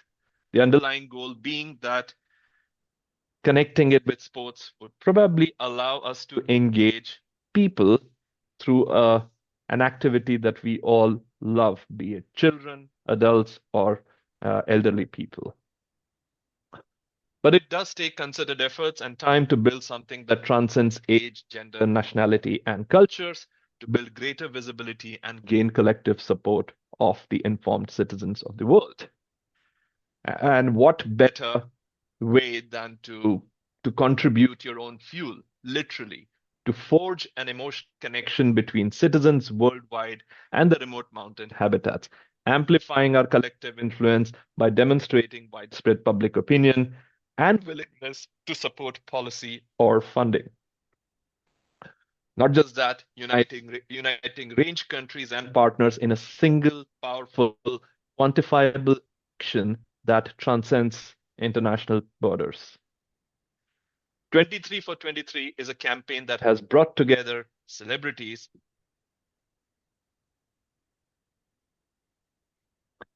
not just that, it's brought together heads of states, governments, sportspersons, artists, photographers, and the people from across the world to contribute 23 minutes of their time to snow leopards. There are people who are walking, there are people who are dancing, there are people who are doing yoga, whatever makes them move.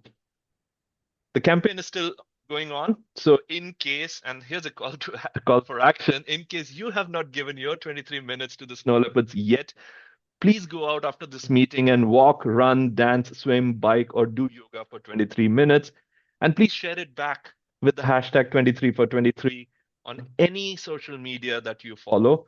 And in case you don't use social media, then please just send it to us or any of our on the contacts listed above, so that we can add your contribution to this global movement that we are trying to make it, with the help and support and the blessing of all the 12 snow leopard range country governments, all the organizational partners across the world working on snow leopards, and of course the people who have come forward to support this initiative. Thank you. Thank you, Dr. Gustav, for a mesmerizing talk as always. We have a few questions for you. Please. So, over the past decade, GSLEB has united 12 range countries through a shared vision and strategy.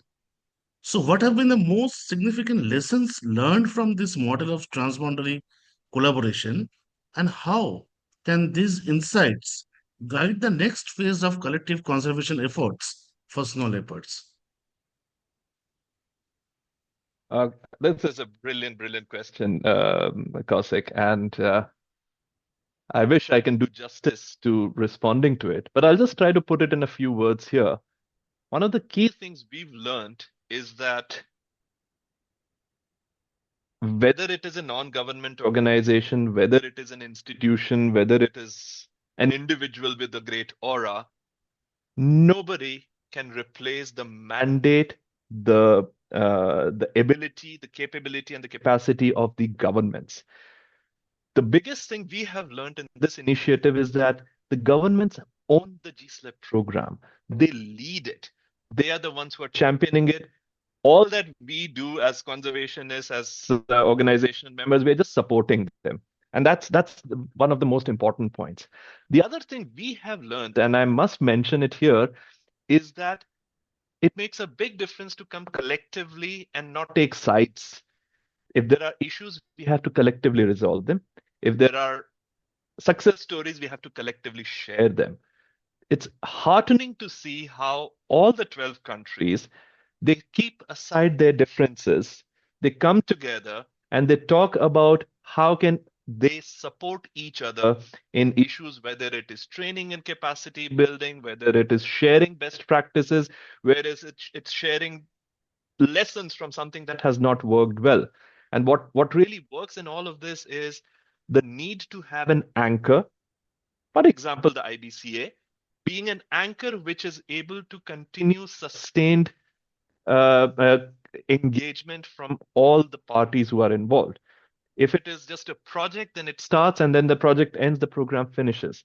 I think what we desperately need is organizations and individuals to play the role of that anchor, while at the same time letting governments feel the leadership and the ownership. I think that's some of our very small scale learnings that I can just share at this point. Yeah, that's brilliant. I have Thank last you. question for you. What is your Please. take on snow leopard conservation and preservation of glaciers? Oh, they're connected, right? I mean, snow leopards typically are just below the glaciers, or what we may call as some of the permafrost lines. Of course, they're overlapping as well. But I think, in simplest words, snow leopards are the guardians of the glaciers, which provide water to more than a few billion people of the world. So they do play an important role, and they're like the thermometers who keep continuously telling us whether everything is okay in that habitat, which is guarding the glaciers which are above them. So I do see a very strong connection between the two. Even though someone may say that snow leopards do not live on glaciers, they live just next to it, and they play an important role. And the importance of snow and glaciers for snow leopards and the other biodiversity, I think it is under let's say it's a bit underrated. We don't really understand it very well. And there are studies that I'm aware of which are trying to investigate and answer those questions as we speak. Yeah, thank you very much. And last question for you. Thank you. How Yes, do you please. see the role of IBCA in complementing the ongoing efforts of GSLEP, and what specific synergies can be developed between these two platforms to strengthen transboundary conservation of snow leopard and its ecosystems? Let me put it this way.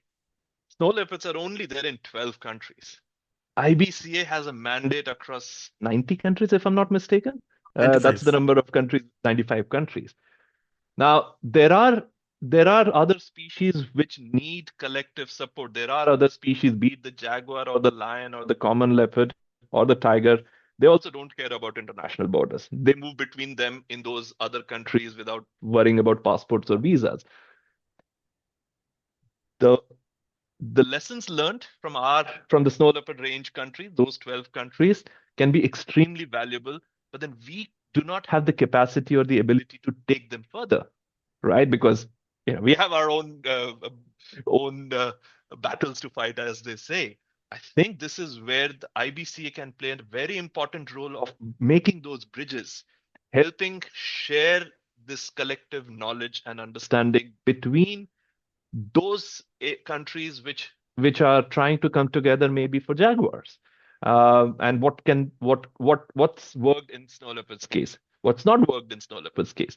Maybe that will help the jaguar countries to skip that step and not go through an issue which wouldn't have worked, which may not work because of whatever experience we have. Conversely, there are amazing things the countries are doing, like using tourism as a great tool for conservation. Can some of those lessons be learned in the snow leopard, range? So these are the exchanges that I think IBCA can facilitate and really take it forward. Really become that bridge, become that connector between the other big cats and snow leopards, even though many of them do overlap as well. Thank you very much, Dr. Kostav, for your Thank you time so and much. wonderful insight. Thank you very much. Thank you. So Thank you. due to Thank you. some technical glitches, Ms. Daria will not be able to join today's webinar. So with this, we come to an end of the technical session. I would now like to invite Mr. Soumitra Dasgupta, Director Program IBCA, deliver his concluding remarks. Mr. Dasgupta is an Indian Forest Service officer with over 3 decades of vast work experience in the state of West Bengal and at the Government of India in wildlife management and policy formulation. He held several important portfolios such as Director Wildlife Preservation of India, CITES Management Authority of India, Whaling Commissioner of India, and Focal Point of India for UN conventions like CMS and World Heritage Convention. He also served as Chairman Standing Committee CMS. He was a Field Director of Sundarban Tiger Reserve and a Natural World Heritage Site and served as Head of Forest Forces in Government of West Bengal, India. Over to you, sir. Thank you, Kaushik. Am I audible Yes, sir. and visible? Absolutely. Okay, thank you so much. Since it is already too late and I can see most of our international guests have left us. So although I thought that I will be complementing with the 23 minutes direction that I've received from Dr. Kostav, but I have to make it short and find some other means of getting into the 23 minutes issue. And that I promised Dr. Kostav, I will do it somehow. Distinguished speakers, esteemed participants, conservation partners and colleagues. This year's celebration is particularly important, being the first UN proclaimed International Snow Leopard Day. In fact, I take this opportunity of congratulating GSLEP, Dr. Kostav and Kyrgyzstan for their effort in their proclamation. I appreciate the deep, insightful contributions that have been made today by the experts. Most of them are having huge experience in the field of snow leopard conservation. And again, with their deliberation today, we have been enriched. The listeners, the persons who have joined this video conference, they have really been enriched by the deliberations. We are thankful to Mr. Ramesh Kumar Pandey, the ADG Wildlife, Mr. Sonam Wangdi, Dr. Kostav Sharma, Dr. Ruchi Pant, Dr. Satya Kumar, Ms. Nozanin Rasulova, for their insightful, informative, thought-provoking, knowledgeable, meaningful deliberation that they have given us here today. We are really thankful to you. Today's deliberations have actually further strengthened the global commitment and unified voice for the conservation of snow leopards across the 12 range countries. This will certainly lead to fostering of greater collaboration and shared responsibility that we understand towards securing the future of this iconic high altitude species and its fragile ecosystem. We have been talking about more iconic species like tiger, lion, elephant, but the snow leopard is catching up, mainly because not only due to its elusive nature, but also of its ecological importance. Now, all the countries, especially bigger countries like India, understands the importance of snow leopard landscape and how it is important for the humankind especially for the supply of water. In the International Big Cat Alliance, we stand ready to support the endeavor by fostering knowledge exchange, capacity building, scientific collaboration, and policy dialogue among member nations. We would also like to complement the action of the Global Snow Leopard and Ecosystem Protection Program and are in constant touch with Dr. Kustav and his team for complementing our effort for snow leopard conservation, especially in these areas of India, Nepal, and Bhutan. I would also like to thank our knowledge partners who are present here today for effecting today's video conference and who have joined, members who have joined from across the globe for making this event a truly international celebration of this enigmatic species. As we commemorate this day, let us affirm our shared vision to ensure a secure future for the majestic snow leopard. The deliberations and discussion that we heard today from the experts and officials are really heartening and encouraging for us. This will certainly enable the protection of snow leopard and will also strengthen the transboundary efforts for the conservation of the species and their habitat.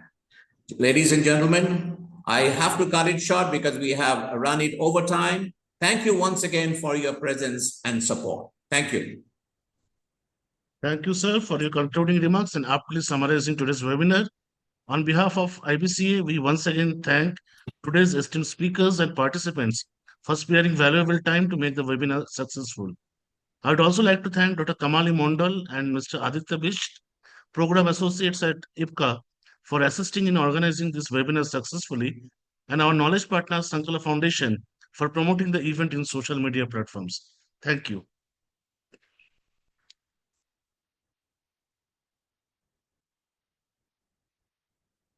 Thank you. Thank you.